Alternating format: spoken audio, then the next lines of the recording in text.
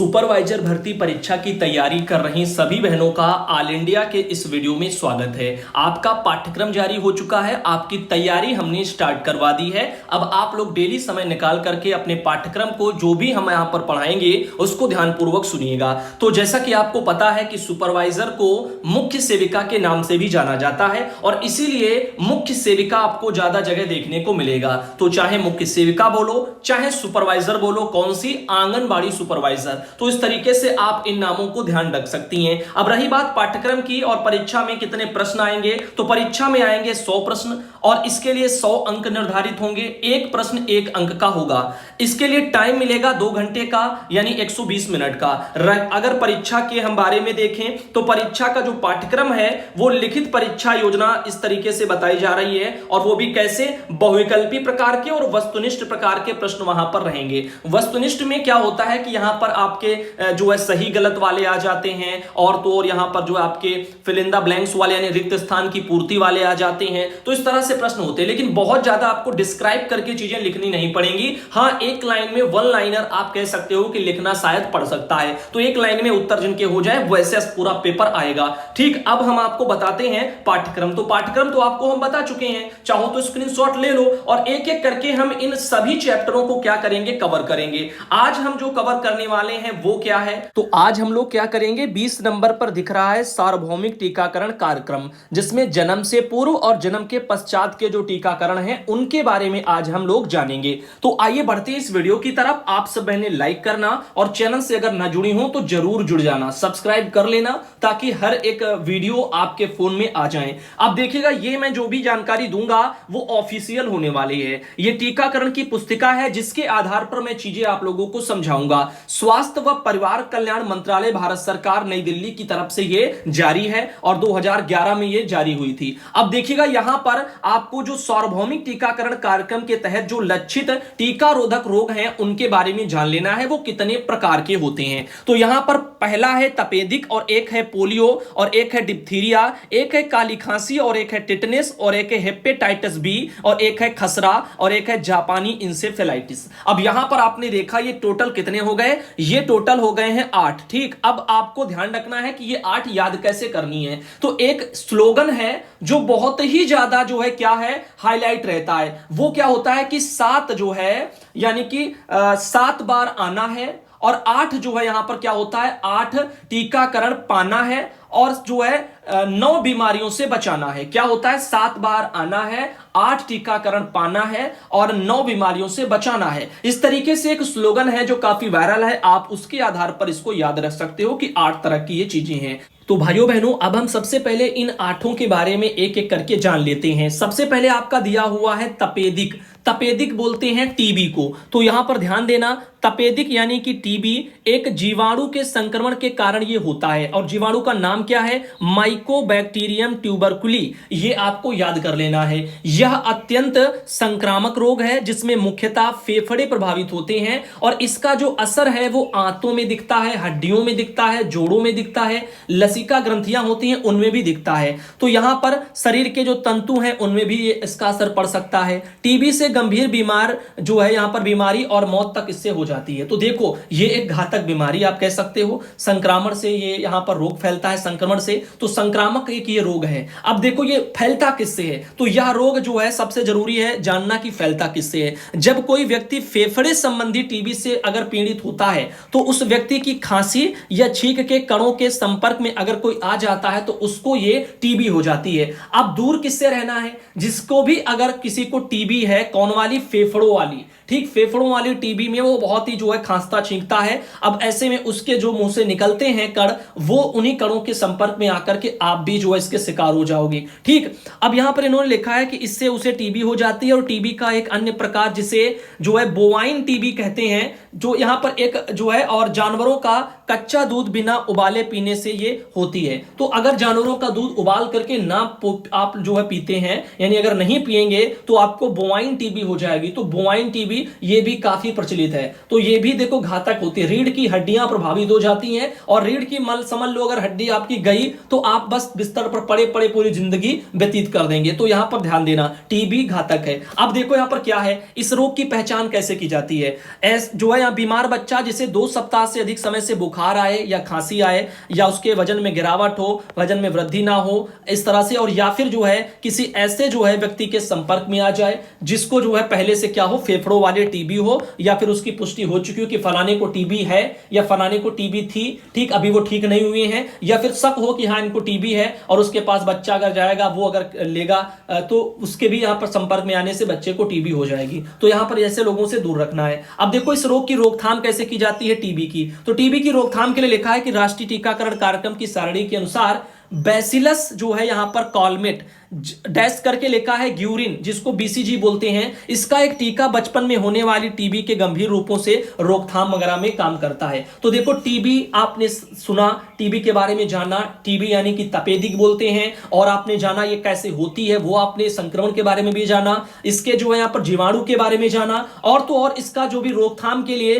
Vaccine है उसके बारे में मैंने आपको बताया। बीसीजी का टीका होता है जो बचपन में बच्चे को लगाया जाता है। तो टीबी की रोकथाम के लिए कौन सा टीका लगता है, आपसे क्वेश्चन पूछे तो आप बताएंगे कि यहां पर कौन सा है, बीसीजी का टीका है, ठीक, यहां पर ध्यान देना। अब बात करते हैं पोलियो की। तो पोलियो ये भी जो है समझना आपके लिए जरूरी है, उन्हीं 8 चीजों में से ये भी आता है। अब देखो पोलियो एक वायरल संक्रमण है जिसमें नर्वस सिस्टम प्रभावित होता है तथा गंभीर बीमारियां जैसे कि लकवा और मौत तक इससे हो जाती है। सघन पल्स पोलियो अभियान के आयोजित होने के कारण वर्ष 1999 के बाद देश में पोलियो से पीड़ित बच्चों की संख्या में अच्छी खासी गिरावट आती चली गई है। यानी इससे लोग अब ठीक हो रहे हैं क्योंकि इसका टीका वगैरह, पोलियो की जो खुराक होती है 2 बूंद जिंदगी की आप जो देखते हो, तो इसमें 2 ही बूंद दी जाती हैं पोलियो के लिए, ठीक, वो पिलाई जाती हैं ड्रॉप। अब देखो इस रोग की पहचान कैसे होती है। तो 15 वर्ष की आयु तक के बच्चे, इनमें शरीर के किसी भी भाग में अचानक कमजोरी और लकवे के लक्षण आ जाए, किसी भी आयु वर्ग के एक व्यक्ति में जिसमें पोलियो का शक हो, ठीक, उसके बारे में यहां पर दिया हुआ है, जिसमें जो है शक हो, और उससे जो यहां पर आपको ध्यान रखना है। और देखो यह रोग कैसे फैलता है। तो पोलियो संक्रमण मल के संपर्क में आने से फैलता है। तो यहां पर साफ सफाई का विशेष ध्यान देना है। जो आमतौर पर साफ जो है सफाई में कमी या अप्रत्यक्ष रूप से दूषित पानी पीते हैं या दूध या फिर भोजन जो भी दूषित है, इन चीजों का सेवन करते हैं, तो ऐसे में ये फैलता है। 80% से भी अधिक पोलियो के मामले 3 साल से कम उम्र के बच्चों में पाए जाते हैं। रीजन आपको पता है, क्योंकि छोटे बच्चे होते हैं, अगर इनका साफ सफाई का ध्यान नहीं रखा जाएगा तो ऐसे में इनका पोलियो के खतरे बढ़ जाते हैं। इसीलिए कहते हैं ना कि बच्चों को अगर दस्त आती है तब भी साफ सुथरा रखना होता है, बार बार जो कपड़े बदलो, ये करो वो करो, ये चीजें हो जाती हैं। अगर ऐसे ही जब कोई केयर नहीं करता अपने बच्चों की तो वो ऐसे ही दूषित भोजन करेगा, पानी पिएगा, तो इन सब चीजों से क्या हो जाएगा, ऐसे ही धीरे धीरे उसके लक्षण पनपते जाते हैं। अब देखो इस रोग की रोकथाम कैसे की जाती है। तो मुंह में पिलाई जाने वाली पोलियो वैक्सीन यानी कि ओपीवी, क्या बोलते हैं उस वैक्सीन को, ओपीवी। तो पोलियो की जो खुराक आप देखते हो, ये कोई आपका केवल पोलियो की खुराक आप सुन लेते हो, लेकिन ये क्या है, ये वैक्सीन बोला जाता है। देखो वैक्सीन जरूरी नहीं है कि इंजेक्शन के तौर पर दी जाए, वैक्सीनें ड्रॉप के तरह भी जो है दी जाती हैं। इसका आपको जो है मोटा मोटा क्या होना है कि अंतर जो है बना करके दिमाग में रखना है, और ये भ्रमित नहीं होना है कि वैक्सीन है मतलब इंजेक्शन है। काफी लोग इंजेक्शन को वैक्सीन समझ लेते हैं, लेकिन ऐसा नहीं है। वैक्सीन होता है एक किसी तरह की बीमारी या कोई उसी का टीके का इजाद जो हो गया उसको वैक्सीन नाम दे दिया गया, फला फला वैक्सीन सब हो गई। उसमें ड्रॉप टाइप में भी होती हैं। तो ओपीवी जो होती है वो आपकी क्या होती है, पोलियो वाली वैक्सीन होती है, ओपीवी इसको बोलते हैं। और इस खतरनाक बीमारी की रोकथाम के लिए एकमात्र असरकार यही तरीका है, ओपीवी वैक्सीन, ठीक। अब यही लगती है। मौखिक पोलियो वैक्सीन सभी लाभार्थी बच्चों टीकाकरण सारणी इनके अनुसार नियमित रूप से टीकाकरण की जो गतिविधियां होती हैं। राष्ट्रीय पोलियो टीकाकरण दिवस जब मनाए जाते हैं, राष्ट्रीय पोलियो टीकाकरण दिवस में उनमें 5 वर्ष की आयु तक के बच्चों को अवश्य ये ड्रॉप टाइप का पिलाया जाता है। और कितनी मिलती है, 2 बूंद जिंदगी की, आप याद कर लीजिएगा,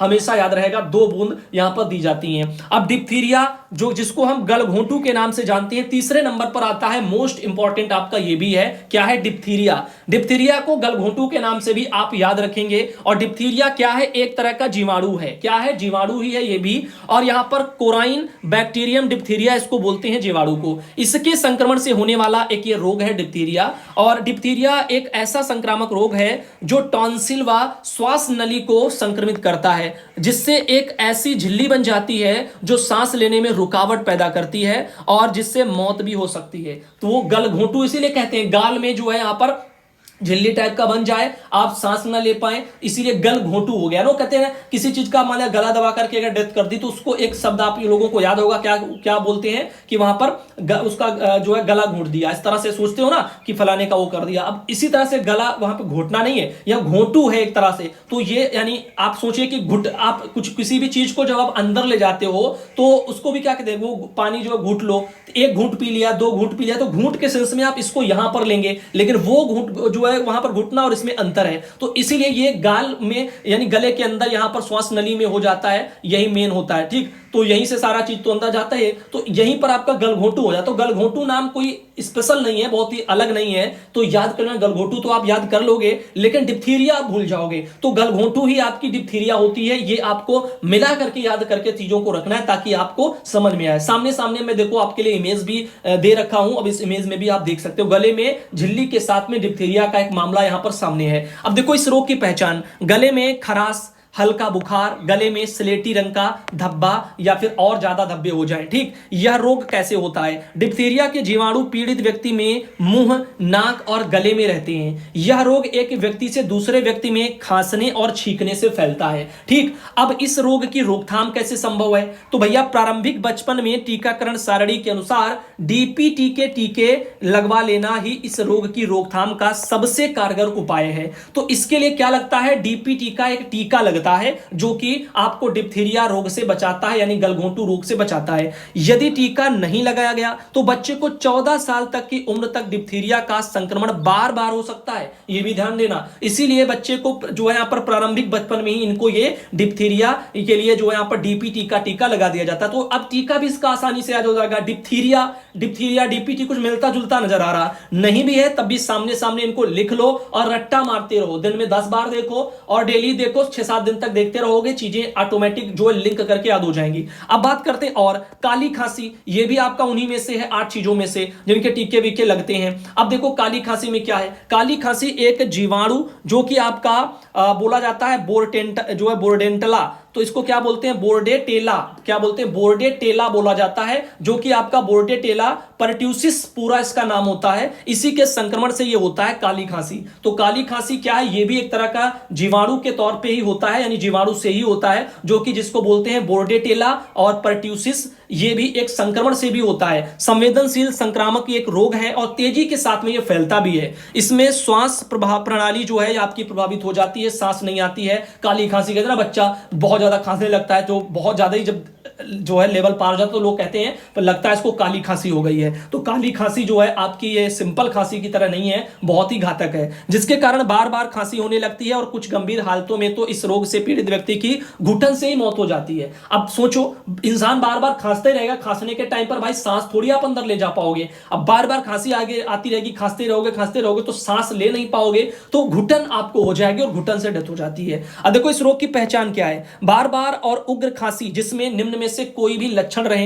हो तो जो है वो 2 हफ्ते या इससे अधिक समय से चल रही खांसी, खांसी के दौरे उठना, खांसी के बार बार जो है सामने यहां पर उल्टी होना, बड़े बच्चे में विशेष हूहू की खांसी होना। काफी लोग जो है खांसने के लिए कहते हैं, यानी बहुत तेज से खांसी आती है और वो कोशिश करते हैं खांसने के लिए, और लेकिन उनके मुंह से खांसी नहीं निकलती है, इसलिए उनके मुंह से आवाज भी आप सुनते होंगे हू हू करके आती रहती है। तो वो लोग खांसने के लिए कोशिश करते हैं लेकिन खांसी निकल नहीं पाती, या फिर खांसी का जो लेवल है वो धीरे धीरे और बढ़ता जाता है। माने एक बार खांसे, पहले आराम से खांसे, फिर और लगे और तेज खांसी आई, फिर और तेज खांसेंगे, ऐसे वो बढ़ता रहता है, जिसके कारण भी क्या होता है, ये कुछ चीजें हैं पहचान करने की। अब यह रोग कैसे फैलता है? तो काली खांसी के जो जीवाणु रोगी होते हैं, यानी काली खांसी के जो जीवाणु हैं वो रोगी के मुंह और नाक इनमें मौजूद रहते हैं। आमतौर पर खांसी और छींक के जरिए वे हवा में फैल जाते हैं। अब इसीलिए आपने देखा होगा खांसी वांसी आए तो खांसी में सबसे कारगर क्या होता है? सिरप होती है। अब खांसी के लिए कोई इंजेक्शन थोड़ी लगाता है, तो सोचिए अब हाँ सर्दी के लिए लग जाए, सर्दी की वजह से मान आ गया खांसी, तो वो एक अलग मैटर है, लेकिन खांसी में जो इंस्टेंट आपको प्रभाव देखने को मिलेगा वो किसका? सिरप का मिलेगा। तो सिरप दी जाती है क्योंकि ये गले और मुख के अंदर ही इसके जो भी हैं वो जीवाणु रहते हैं और उन्हीं को तुरंत वो सिरप जाकर के खत्म करती है और फिर आपको राहत मिलती है। ठीक इस तरह से ये चीजें हैं। अब देखो इस रोग की रोकथाम कैसे होती है? तो टीकाकरण सारणी के अनुसार दिया गया डीपीटी का टीका काली खांसी की रोकथाम कर सकता है। कौन सा? डीपीटी का। तो अभी आपने देखो काली खांसी में कौन सा टीका लगता है, याद कर लो, डीपीटी का टीका लगता है। पीछे आपने देखा था कौन सा था, जो है यहाँ पर डिप्थीरिया में भी डीपीटी का टीका था। अभी आपको मैंने जो है बस देखते जाओ किसमें कौन लगते हैं। कुछ टीके ऐसे भी हैं जो कि अब 2 टीकों को खत्म करके एक ही जो है टीका बना दिया गया है, पेंटावोलेंट करके इसका कुछ नाम है, उस पर आगे डिस्कस कर लेंगे। अब देखो तीसरा यहां पर अगला क्या है, 5वां टिटनेस। तो अब देखिएगा टिटनेस के बारे में। तो टिटनेस जो है वो आपका क्लोस्ट्रीडियम वगैरह टेटानी एक नामक जीवाणु होता है, इसी के संक्रमण से ये फैलता है और एक ये जानलेवा रोग होता है और यहाँ पर सभी उम्र के लोग जो है टिटनेस के शिकार हो सकते हैं। तो टिटनेस का टीका लगना बहुत ही ज्यादा जरूरी होता है। तो यहाँ पर जीवाणु के नाम भी आप लोगों ने यहाँ पर देखा, क्या है यहाँ पर लिखा हुआ है क्लोस्ट्रीडियम टेटानी। तो टेटानी टिटनेस आप ऐसे करके याद कर सकते हो। अगर परीक्षा में आए टिटनेस का जो जीवाणु होता है, किस जीवाणु के कारण टिटनेस होता है, तो अगर उसका क्लोस्ट्रीडियम आपको याद ना रहे तो आप टेटानी भी याद कर सकते हैं, टेटानी टिटनेस ऐसे भी आप पहचान कर सकते हैं। अब देखो यहां पर और क्या है इस रोग की पहचान, यहां पर नियानेटल टिटनेस अथवा नवजात शिशु में होने वाले टिटनेस, इससे प्रभावित बच्चे जीवन के पहले 2 दिन में सामान्य रूप से स्तनपान करते हैं तथा रोते हैं, परंतु 3 से 28 दिन के बीच इन्हें स्तनपान में दिक्कत होती है और इसके बाद शिशु की गर्दन और शरीर अकड़ने लगती है, मांसपेशियां ऐंठने लगती हैं, ये सब होता है। यह रोग कैसे फैलता है? टिटनेस का जीवाणु गंदगी में, आंतों और पशुओं के मल में रहता है। यह शरीर में कटी फटी हुई त्वचा, घाव या किसी अन्य घाव संक्रमण, जैसे कि यहां पर कान का संक्रमण हो गया, इनके माध्यम से शरीर में प्रवेश करता है। नवजात शिशु में जीवाणु जो है कटी त्वचा, घाव या नाभिनाल जो है इनसे जो है होकर के जाता है, यानी कटे हुए स्थान से आपका टिटनेस की संभावना ज्यादा रहती है। इसीलिए कहते हैं ना कि वहां पर अगर कुछ कोई कट जाता है, चोट लग जाती, खून बहने लगता है, तो लोग कहते हैं टिटनेस का इंजेक्शन लगवा लो ताकि टिटनेस ना हो जाए। तो इस तरह से जो है टिटनेस यहां पर आप अच्छे तरीके से और इसको समझ सकते हैं। वहीं पर देखो यहां पर इसका वैक्सीन वगैरह, तो यहां पर नियोनेटल क्या लिखा हुआ है, नियोनेटल तथा अन्य जो है आयु वर्ग में होने वाले टिटनेस रोग की रोकथाम का असरदार एक तरीका है। टीकाकरण सारणी के अनुसार गर्भवती महिला को टीटी व बच्चों को डीपीटी टीटी वैक्सीन के नियमित टीके दिए जाते हैं। तो ये इस तरह से कुछ टीके भी हैं। हेपेटाइटिस बी एक होता है, इसमें क्या है, हेपेटाइटिस बी अत्यंत ही संक्रामक यहां पर जो है एक वायरल रोग है, संक्रामक वायरल जिसको रोग है हेपेटाइटिस बी, जिसमें लिखा हुआ है एचआईवी से 100 यानी 40 से 100 गुना ज्यादा संक्रामक है। अब एचआईवी के नाम बारे में तो आप सबने सुना ही होगा, उससे भी ज्यादा ये घातक है हेपेटाइटिस बी। अब यहां पर वे 40 से लेकर के 100 गुना ज्यादा संक्रामक होता है आपका हेपेटाइटिस। अब इसमें पीलिया व अचानक तेजी से बढ़ने वाला एक लीवर का रोग है, जो कि सिरोसिस यानी सूत्रण रोग बोला जाता है, जिसमें लीवर कैंसर भी हो सकता है। तो यह भी एक काफी इंपॉर्टेंट है। अब देखो इस रोग की पहचान, रोग के प्रमुख लक्षणों में बुखार, सिरदर्द, मिचली, उल्टी, पीलिया, आंखें पीली हो जाना, मल का रंग राख जैसा होना और ये सब चीजें यहां पर हो जाती हैं। ठीक, अब देखो यह रोग कैसे फैलता है। तो फैलने के लिए रोग संक्रमित रक्त या शरीर से निकलने वाले तरल पदार्थ के जरिए फैलता है। यह रोग बच्चों के जन्म के समय असुरक्षित यौन संबंध, बिना जीवाणुहीन वगैरह इस सब के लिए जो है यहां पर तरह से हो जाता है। फिलहाल के लिए जैसे कि देखो इस्तेमाल एक दूसरे का आप टूथब्रश भी इस्तेमाल करते हो, उससे भी हो जाएगा, और रेजर जैसे ब्लेड वगैरह यूज किया, पता नहीं कहां से कैसे यूज हुआ, आप उसको इस्तेमाल करोगे तब भी हो जाएगा। तो टूथब्रश भी जो दूसरों का इसलिए यूज नहीं किया जाता। इस रोग की रोकथाम कैसे संभव है? बच्चों में टीकाकरण सारणी के अनुसार हेपेटाइटिस बी के टीके के द्वारा यहां पर रोग के संक्रमण की जटिलता की रोकथाम संभव है। तो हेपेटाइटिस बी, ये इसका टीका भी इसी नाम से हेपेटाइटिस बी। ठीक, तो यहां पर ये आपको याद करने में दिक्कत नहीं। अब खसरा देखो है, खसरा रोग एक विषाणु में होने वाला अत्यंत संक्रामक रोग होता है और यह विषाणु रोगी व्यक्ति के नाक, मुंह, गले में पाया जाता है। तो इसका जो विषाणु है वो नाक, मुंह, गले वगैरह में खसरा का पाया जाता है। संक्रमित व्यक्ति के में जो है बुखार, खांसी ये सब हो जाता है, शरीर पर दाने निकल आते हैं, निमोनिया जैसे लक्षण हो जाते हैं, माध्यमिक जो है यहाँ पर जो है संक्रमण, इनके कारण व्यक्ति की मौत भी हो जाती है। रोग की पहचान, बुखार बने रहना, इसके साथ शरीर पर दाने निकल आना, खांसी, नाक वगैरह बहना पानी की तरह, और साथ ही साथ आंखें लाल हो जाना, ये सब खसरे के जो है लक्षण हो जाते हैं। अब देखो रोग कैसे फैलता है। देखो छोटी सी बच्ची दिख रही होगी, इसमें ये खसरे वाला जो है दिख रहा है। अब यह रोग कैसे फैलता है? तो विषाणु पीड़ित व्यक्तियों से उनके द्वारा खांसी या छींक से हवा में ये फैल जाता है। तो यहां पर संक्रमण वाला से ये भी फैलता है। अब रोकथाम के लिए क्या है? तो यहां पर जो है इसका खसरे की रोकथाम के लिए यहां पर एक खसरे का टीका लगता है, तो उसके बारे में यहां पर वो जरूरी है आपको याद रखना। तो खसरे का टीका लगता है, तो खसरे की रोकथाम के लिए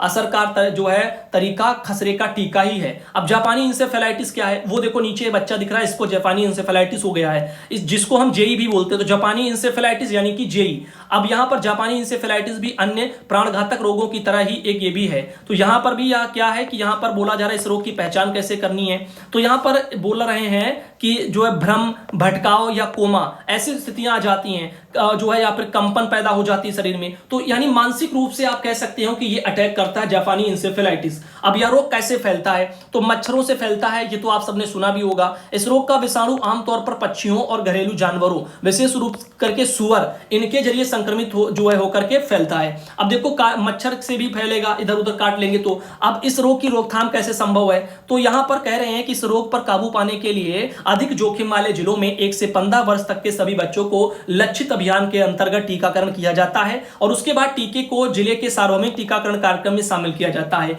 1 से 2 वर्ष तक के बच्चों के लिए जापानी इंसेफेलाइटिस की रोकथाम संबंधी एक खुराक उपलब्ध कराई जाती है। तो इस तरीके से यहां पर कुछ दे दिया गया। अब देखो, अब इनका आगे यही सब कहना कि खसरे में जो भी लक्षण है वो क्या होते हैं, पोलियो में क्या होते हैं, तो लक्षण दे दिए गए हैं। तो लक्षण तो आप लोगों ने देख ही लिए कि इसमें क्या होता है क्या नहीं होता है। तो और भी अगर देखना है तो आप इसका एक स्क्रीनशॉट ले सकते हैं। अब देखिए यहां पर एक आपकी जानकारी के लिए मैं केवल बता दूं कि ये यहां पर टीकाकरण स्थल पर सुपरवाइजर के लिए चेकलिस्ट आती है। सुपरवाइजर को एक ये चेकलिस्ट भरनी पड़ती है टीकाकरण मामले में। अब देखिए यहां पर ये काफी लंबी चौड़ी है। अब इसमें 24 टोटल बिंदु दिए हुए हैं जिनके आधार पर रिपोर्ट भरनी होती है। इस रिपोर्ट को हम अगले वीडियो में किसी में शामिल करेंगे, इसके लिए स्पेशल वीडियो हम दे देंगे और आप उसे देख सकती हैं। सुपरवाइजर चेकलिस्ट टाइप का रहेगा, टीकाकरण सत्र स्थल पर सुपरवाइजर चेकलिस्ट, ऐसा टाइटल लेकर के एक वीडियो स्पेशल दे देंगे जिसमें इस पर डिस्कस कर लेंगे। अब देखिए यहां पर लाभार्थी की नाम आधारित ड्यू लिस्ट है, जो कि यहां पर जिसको ड्यू लिस्ट या फिर आप टेलीसीट बोल सकते हो, ये भी एक भरवाई जाती है। सत्र स्थल पर, प्राथमिक स्वास्थ्य केंद्रों पर कैसे क्या होता है वो सब यहां पर दिया हुआ है। अब देखो ये आपको दिखा रहे हैं भारत सरकार स्वास्थ्य परिवार कल्याण मंत्रालय की तरफ से जारी एक ये भूमिका, जो कि आप भूमिका देख रहे हैं यहां पर टीकाकरण को लेकर के क्या कैसी रहती है। तो सबसे पहले तो आपको यह पता होना चाहिए कि भारत में 1985 कब 1985 में सार्वभौमिक टीकाकरण कार्यक्रम, जिसको यूआईईपी बोलते हैं, उसके शुभारंभ के साथ ही टीका रोधक बीमारियों के कारण होने वाले विकारों और मृत्यु दर में निरंतर गिरावट आई है। तो कब से शुरू हुआ सार्वभौमिक टीकाकरण कार्यक्रम, आप कहेंगे 1985। तो एक प्रश्न यह जरूर बन सकता है कि सार्वभौमिक टीकाकरण कार्यक्रम किस वर्ष शुरू हुआ, तो 1985 आप बताएंगे। अब ऐसे धीरे धीरे इन टीकाकरणों में सुधार के लिए गवर्नमेंट ने समय समय पर और भी कार्यक्रमों को इनमें जोड़ा है। मेन पॉइंट क्या है, अब यहां पर आपको दिखाने वाले हैं संक्षिप्त, ये आदि वर्णिक शब्द हैं, ठीक। अब ये कुछ शब्द हैं जिनके नाम आपको पता होने चाहिए। जैसे यहां पर देखो AEFI, इसका मतलब होता है टीकाकरण के बाद होने वाली विपरीत घटनाएं। तो अगर कहीं पर AEFI आपको देखने को मिल जाए तो उसका मतलब क्या होगा, टीकाकरण के बाद होने वाली जो विपरीत घटनाएं होती हैं, जैसे मान लीजिए रिएक्शन कर गया, कुछ हो गया, तो उसके केसेस में ये AEFI को यूज किया जाता है, ठीक। अब देखो यहां पर और क्या है, ऊपर एक दिया हुआ एडीएस, जिसको हम जो है एडी सिरिंज बोलते हैं। अब यहां पर एईएस जो होता है वो आपका एक्यूएट वगैरह इंसेफेलाइटिस सिंड्रोम इसको बोलते हैं। ऐसे कुछ चीजें, जैसे एड्स को तो आप सब जानते हो, एड्स रोग के नाम से जानते हो, ऐसे यहां पर आपका और भी है। आशा क्या है, यानी मान्यता प्राप्त सामाजिक स्वास्थ्य कार्यकर्ता प्रतिभागी के तौर पर आशा एक कार्यकर्ताएं होती हैं, आशा बहुएं जिनको बोलते हैं, ठीक। ये सब शब्द हैं जो कि स्वास्थ्य विभाग से जुड़े हुए, इसलिए इन चीजों को यहां पर दे दिया गया। अब देखो बीसीजी का मतलब लिखा है बेसिलस, जो है यहां पर कॉलमेट ग्यूरिन, इसका मतलब होता है बीसीजी का। अब सीबीओ जो होता है समुदाय आधारित एक संगठन है, सीबीओ। अब सीएससी क्या होता है, सामुदायिक स्वास्थ्य केंद्र जो होते हैं उन्हीं को क्या बोलते हैं, सीएससी। तो ये बहनें आंगनबाड़ी ज्यादा जानती हैं। अब डीआईओ क्या होता है, जिला प्रतिरक्षण अधिकारी जो होते हैं उनके जहां पर उनको जो है बोलते हैं डीआईओ। अब देखो डीपीटी क्या होता है, तो डिप्थीरिया, काली खांसी और टिटनेस, इन्हीं को मिलाकर के एक ये होता है डीपीटी। डी से मतलब डिप्थेरिया, और यहां पर जो है बाकी आपका पी और टी का हो गया, एक तो काली खांसी एक टिटनेस हो गया, ये तीनों यहां पर शामिल हैं इसमें। अब डीटीएपी एक होता है डिप्थीरिया, टिटनेस और अकोसी और काली खांसी, ये बोला जाता है। ऐसे आपका ईसीआर होता है, उसको बोलते हैं योग्य दंपति एक रजिस्टर होता है। क्या होता है ईसीआर, अगर कहीं आ जाए कि अपना ईसीआर रजिस्टर दो, या हमारे सुपरवाइजर बनकर के आप आई सेंटर पर और आप जो है मांगेंगी ईसीआर रजिस्टर, तो वो एक योग्य में दंपति रजिस्टर उसको बोलते हैं। अब यहां पर HA यानी यहां पर M&F स्वास्थ्य सहायक के रूप में पुरुष और महिलाएं इसमें होती हैं HA के रूप में। अब यहां पर हेपेटाइटिस बी है जिसको हम जो है हेप बी लिखा हुआ है, इसका पूरा फुल फॉर्म देख सकते हो हेपेटाइटिस बी। तो हेपेटाइटिस बी ना लिख करके वो लिखेंगे हेप डैश बी, इसका मतलब होगा हेपेटाइटिस बी। ठीक, तो यहां पर ध्यान देना। अब HW जो कि स्वास्थ्य कार्यकर्ता, ठीक, HW उनको क्या बोलते हैं, स्वास्थ्य कार्यकर्ता। देखो मैं इसलिए बता रहा हूं ताकि इनका आपको पता होना जरूरी है। अगर ये बेसिक चीजें नहीं मालूम है तो फील्ड में दिक्कत होगी। बाकी चीजें भी मैं कवर करूंगा धीरे धीरे करके। अब यहां पर ILR क्या होता है, आइस लाइन रेफ्रिजरेटर इसको बोलते हैं ILR को। अब IU क्या होता है, इंटरनेशनल यूनिट बोलते हैं इसको। जेई को बोलते हैं जापानी इंसेफेलाइटिस, बहुत ही इंपॉर्टेंट। जो जेई आप लोग सुनते हो, जेई का टीका लगना, जेई का टीका लगना है, उसका पूरा नाम होता है जापानी इंसेफेलाइटिस। अब देखो LHV क्या होता है, महिला स्वास्थ्य आगंतुक तथा अथवा यानी पर्यवेक्षक इनको बोलते हैं। अब यहां पर MCH क्या होता है, मातृ शिशु स्वास्थ्य ये होता है। MO क्या होता है, चिकित्सा अधिकारी होते हैं PSC वाले। NGO क्या होते हैं, गैर सरकारी संगठन होते हैं, यानी कि जो सरकारी ना हो, अलग से NGO टाइप के सुने होगा ना, फलाने NGO वाले आए हैं, तो NGO वाले कोई सरकारी नहीं होते हैं, उनका अपना अलग से एक संगठन तैयार कर लेते हैं, वो गैर सरकारी संगठन होता है जो कार्य करता है। अब देखो यहां पर NID क्या होता है, राष्ट्रीय टीकाकरण दिवस को हम क्या बोलते हैं, NID। ऐसे ही आपका NRHM क्या होता है, राष्ट्रीय ग्रामीण स्वास्थ्य मिशन को ये बोलते हैं। OPV क्या होता है, मौखिक पोलियो खुराक को OPV बोलते हैं। अब PSC क्या होता है, प्राथमिक जो स्वास्थ्य केंद्र होते हैं उनको हम PSC बोलते हैं। तो PSC CSC दोनों आपको ध्यान रखने हैं। अब PMU क्या होता है, कार्यक्रम प्रबंधन इकाइयां होती हैं। SIA क्या होता है, अनुपूरक टीकाकरण की गतिविधियां SIA बोली जाती हैं। अब SMO क्या होता है, सर्विलेंस चिकित्सा अधिकारी को हम लोग SMO बोलते हैं। वो कहते हैं ना, काफी लोग SMO आ रहे हैं आज, तो ऐसे जहां पर ध्यान रखना। SNID क्या होता है, उपराष्ट्रीय टीकाकरण दिवस होता है। TB यानी कि तपेदिक, तो तपेदिक यहां पर मतलब होता है किसका, TB का, तो TB यानी तपेदिक। अब देखो TB एक A होता है, बाद में A जुड़ जाता है, TBA, तो वो होता है प्रशिक्षित जन्म सहायिका, इसको बोलते हैं TBA। अब TT क्या होता है, टिटनेस टॉक्साइड वगैरह बोलते हैं TT को। ठीक, अब देखो UIP क्या होता है, सार्वभौमिक टीकाकरण कार्यक्रम को UIP बोलते हैं। तो ये ध्यान रखना, सार्वभौमिक टीकाकरण कार्यक्रम मेन आपका एक चैप्टर है, समझ लीजिए यहां पर। तो UIP अगर कहीं मिल जाए तो समझ जाना सार्वभौमिक टीकाकरण कार्यक्रम। आज जो आप वीडियो देख रहे हो ये भी आपका मेन जो मैंने बताया 20 नंबर पर जो आपके पाठ्यक्रम में है वो क्या है, UIP है, यानी कि सार्वभौमिक टीकाकरण कार्यक्रम है। तो UIP सार्वभौमिक टीकाकरण कार्यक्रम ये मोस्ट IMP है, ध्यान रखना। अब ये पूछा जा सकता है, अब VPD ये फुल फॉर्म के रूप में आपसे पूछे जा सकते हैं कि UIP का फुल फॉर्म क्या है, तमाम दे देंगे उसमें और आपको भड़काएंगे, तो याद कर लेना। अब VPD क्या है, टीके के द्वारा बचाव किए जा सकने वाले रोग होते हैं VPD। अब VVM क्या है, टीका वायल वगैरह जो है मॉनिटर उसको बोलते हैं। इस तरीके से कुछ मैंने आपको ये बताया। तो अगर पूछा जाए कि भारत में टीकाकरण कार्यक्रम कब शुरू हुआ तो आप कहेंगे 1978 में, लेकिन सार्वभौमिक जो टीकाकरण है वो आपका 1985 में जो है शुरू हुआ। तो ध्यान देना यहां पर पहले क्या था, पहले था आपका विस्तृत टीकाकरण कार्यक्रम, जिसको जो है बाद में परिवर्तित कर दिया गया था। क्या कर दिया गया था, परिवर्तित कर दिया गया था 1985 में, तब सार्वभौमिक टीकाकरण कार्यक्रम उसको कर दिया गया।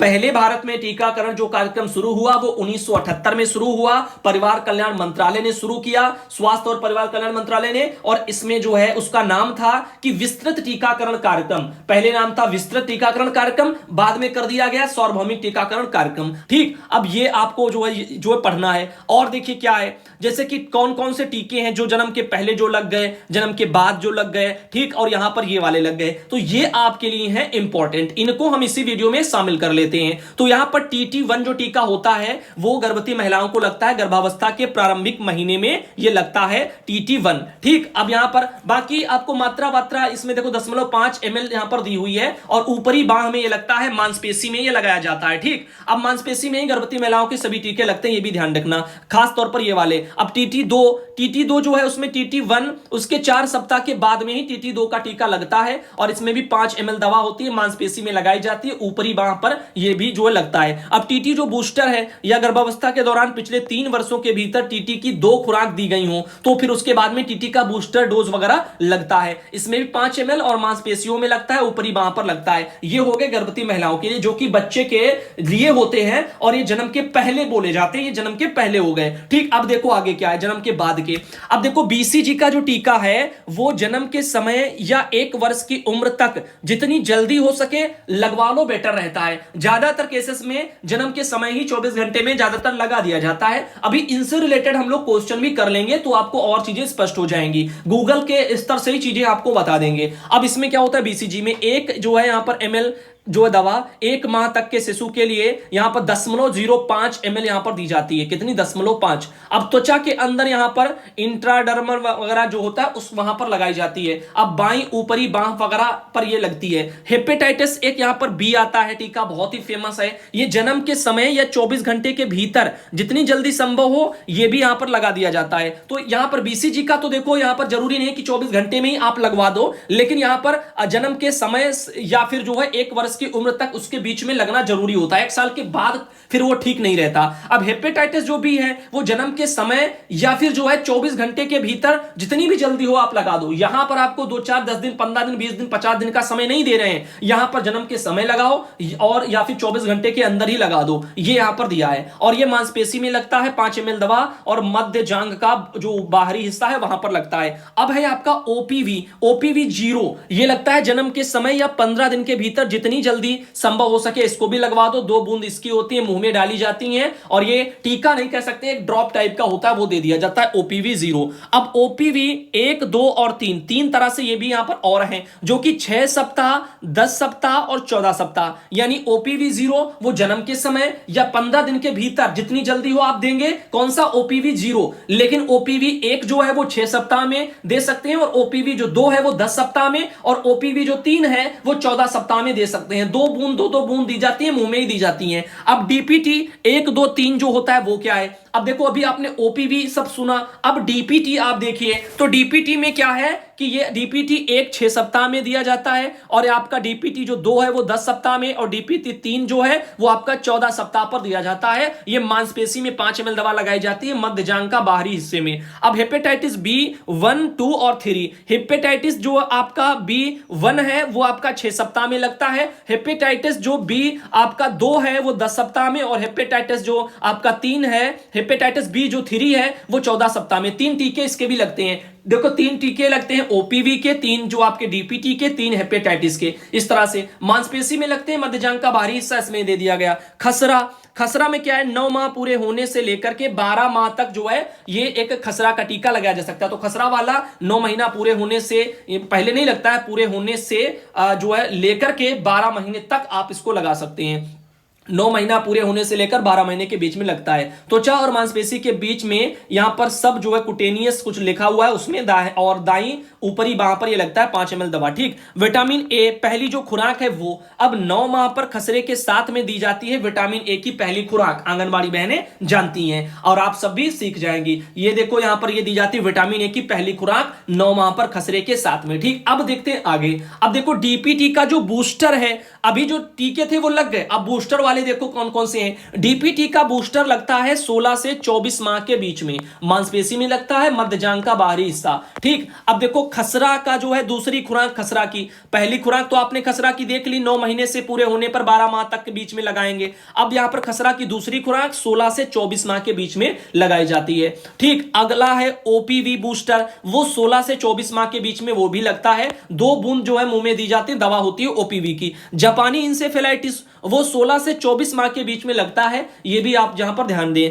विटामिन ए दूसरी से 9वीं खुराक तक जितनी भी हैं वो वहां पर दिया है, यानी विटामिन ए दूसरी से 9वीं खुराक तक वो 16 माह, उसके बाद प्रत्येक 6 माह के अंतराल पर 5 वर्ष की उम्र तक एक एक खुराक यहां पर दी जाती है। तो विटामिन ए दूसरी से लेकर के जो 9वीं खुराकें तक हैं वो 16 महीने तक लगाई जाती हैं, जिसमें कि उसके बाद में क्या है प्रत्येक 6 माह के अंतराल पर 5 वर्ष की उम्र तक बच्चों को ये दे दी जाती हैं। अब 2 ml यहां पर दिया जाता है, 2 लाख IU लिखा हुआ है। और आप आगे देखिए डीपीटी बूस्टर 5 से 6 वर्ष के उम्र में बच्चों को डीपीटी बूस्टर भी लगा दिया जाता है। अब है आपका टीटी, तो वो है आपका 10 से और 16 साल के बीच में आपका टीटी का भी ये टीका लगा दिया जाता है। इस तरीके से ये जो है टीके हो गए। हम आपको कुछ और बताते हैं, जैसे जैसे कि वैक्सीन वायल, ये मॉनिटर आप लोगों को ये भी पढ़ना आना चाहिए कि कैसे पता करें कि दवा वो खराब हो गई है कैसे। तो देखो यहां पर ये एक आपको सिंबल दिख रहा होगा, इसमें भी दिख रहा है, दोनों में दिख रहा है।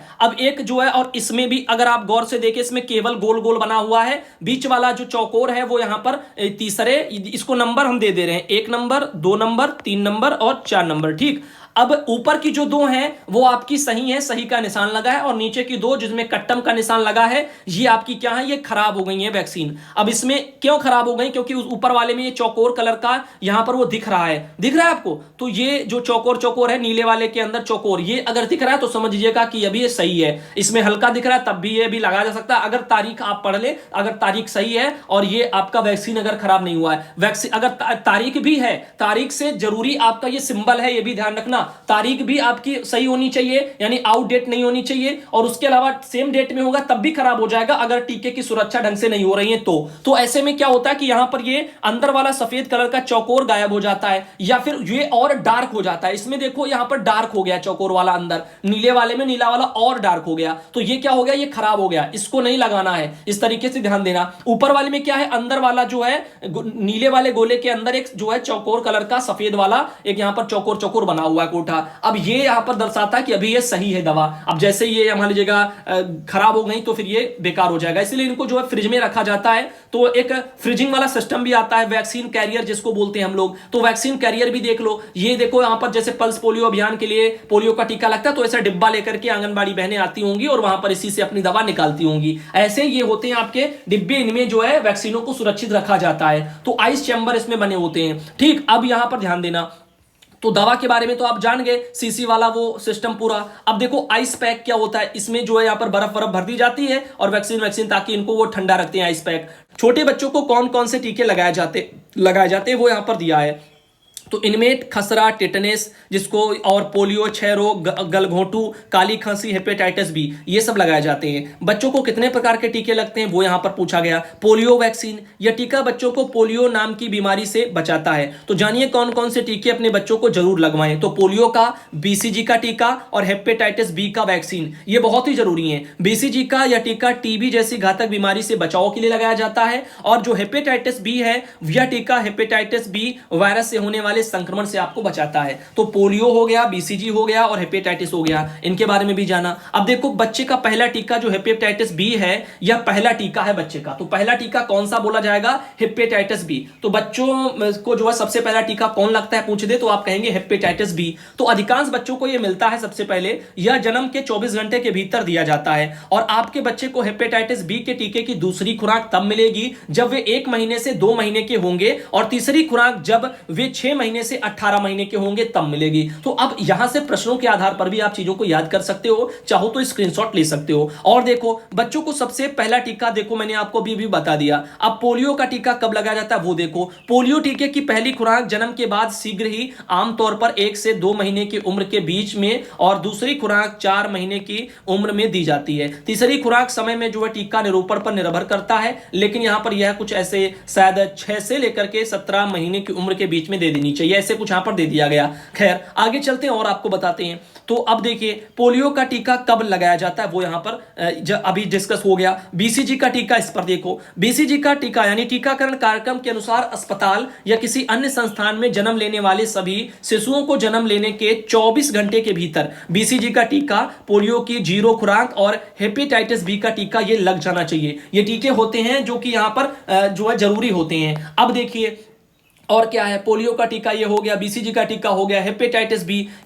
बी देख लो। हेपेटाइटिस बी वैक्सीन की खुराक, अब इसके बारे में है किशोरों यानी उम्र जो 11 से 15 वर्ष के लिए है, 10 यहां पर एमसीजी की खुराक दी जाती है। हेपेटाइटिस बी वैक्सीन बूस्टर क्रमशः चौथे और छठे महीने के बाद दिया जाता है। वयस्कों के लिए 16 वर्ष से अधिक के लिए हेपेटाइटिस बी का टीका 10 जो यहां पर एमसीजी है और क्रमशः 1 महीने और छठे महीने के बाद ये दिया जाता है। इस तरह से यहां पर कुछ जानकारियां हैं, वैसे ज्यादा इंपॉर्टेंट वो नहीं था। अब देखो 4 महीने में कौन सा टीका दिया जाता है, तो 4 महीने में आपके बच्चे को ये सब टीका दिए जाते हैं, जैसे कि देखो लिखा हुआ है डिप्थीरिया, टिटनेस, काली खांसी।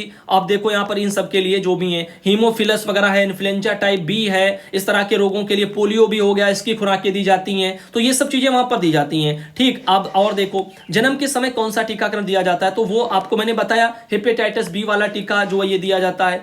ठीक, और विटामिन का इंजेक्शन ये भी जो है आमतौर पर दे दिया जाता है। ये सब चीजें हैं जो कि वहां पर ध्यान देने लायक हैं। और देखो क्या है, गूगल से जो भी ये निकल पाए, जन्म के समय कौन सा टीकाकरण, ये अभी आपको मैंने बता दिया। ठीक, अधिकांश शिशुओं को जन्म के समय 2 सुइयां यानी इंजेक्शन मिलती हैं, एक तो हेपेटाइटिस बी का टीका, दूसरा है विटामिन के जो है विटामिन के का एक इंजेक्शन। कौन सी विटामिन? विटामिन के। ठीक, यहां पर ध्यान देना। बच्चों के टीके में कौन से महीने में उनको लगते हैं, तो पोलियो का पूरा नाम यहां पर देखो ये आपको पता होना चाहिए, ये तो मोस्ट इंपॉर्टेंट है। देखो बहुत्रसा, जिसे अक्सर पोलियो या पोलियोमेलाइटिस वगैरह भी कहा जाता है। क्या कहा जाता है? पोलियो को देखो बहुत्रसा, जिसे अक्सर पोलियो या पोलियोमेलाइटिस भी जो है बोला जाता है। यह एक विषाणु जनित भीषण संक्रामक रोग है, जो आमतौर पर एक व्यक्ति से दूसरे व्यक्ति में संक्रमित जो है यहां पर विष्ठा या खाने के माध्यम से हो जाता है। तो पोलियो की बीमारी एक यहां पर जो है कैसी है, भीषण जो है संक्रामक बीमारी है, विषाणु जनित होती है, तो ये घातक है। तो पोलियो यहां पर बहुत्रसा लिखा है, जिसे अक्सर पोलियो या फिर पोलियोमेलाइटिस भी बोलते हैं। तो ये इसका नाम वाम हो गया। और चलते हैं, और देखो यहां पर पोलियो का पूरा नाम हो गया। बचपन के टीके कितने समय में लगते हैं, तो ये कुछ दे दिया गया फिर से क्वेश्चन। तो कुछ टीके जैसे खसरे के लिए 2 या हेपेटाइटिस बी के लिए श्रृंखला आपको जीवन भर के लिए, ये सब ऐसे दिया हुआ है, तो ये उतना इंपॉर्टेंट नहीं है क्वेश्चन। और देखो बचपन के टीके कितने समय तक चलते हैं, ये सब यहां पर दिया हुआ है। ठीक, तो यहां पर लिखा हुआ कितने समय तक चलते हैं, तो इसमें दे दिया उन्होंने कि ये भी अभी देखो ज्यादा इंपॉर्टेंट मुझे नहीं लग रहा है। और यहां पर एक है आपका बीसीजी की पहली खुराक कब दी जाती है, तो यहां पर देखो 24 घंटे के भीतर बीसीजी, तो बीसीजी वाला मोस्ट इंपॉर्टेंट। ये सब चीजों को आप ध्यान रख लेना और अपने हिसाब से भी नोट कर लेना, गूगल से भी थोड़ा थोड़ा मदद लेते रहो, उनसे भी सर्च करते रहो। पल्स पोलियो कार्यक्रम क्या है, ये देखो पल्स पोलियो कार्यक्रम के अंतर्गत इसका टीका 5 वर्ष के शिशु को चरणबद्ध तरीके से दी जाती है। पोलियो के टीके को दवा की खुराक की तरह मुख से पिलाई जाती है और पोलियो प्रोग्राम की जानकारी आम जनता को समाचार पत्र इन सब के माध्यम से दे दी जाती है। अब बच्चों को पोलियो की बूंद कितनी बार देनी चाहिए, तो भाई आप सबको पता है 2 बूंद जिंदगी की, तो इससे ज्यादा और आप क्या सीखेंगे। तो वो कहते हैं ना कि अमिताभ बच्चन आते हैं और कहते हैं 2 बूंद जिंदगी की, तो 2 बूंद जिंदगी की आप याद रखो। जब भी पोलियो आए और जब भी पूछी जाए कितनी बूंदें दी जाती है, तो 2 बूंद बस दी जाती हैं, यही जो है जरूरी है। अब देखो यहां पर क्या है, विश्व पोलियो दिवस कब मनाया जाता है, ये हाँ एक इंपॉर्टेंट है। हर साल 24 अक्टूबर को ये विश्व पोलियो दिवस मनाया जाता है। तो अभी देखो सितंबर चल रहा है, अक्टूबर आएगा, 24 अक्टूबर को विश्व पोलियो दिवस मनाया जाएगा।